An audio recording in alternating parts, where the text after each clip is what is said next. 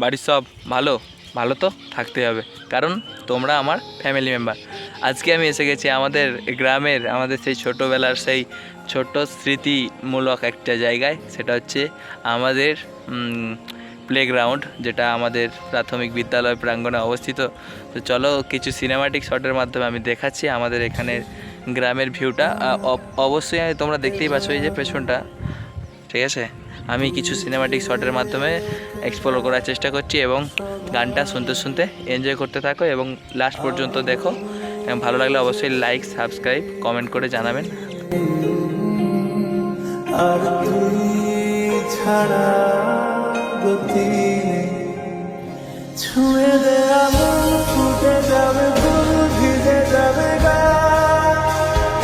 কথা দেওয়া থাক গেলে যাবি চোখের বাইরে মা, ছুঁয়ে দে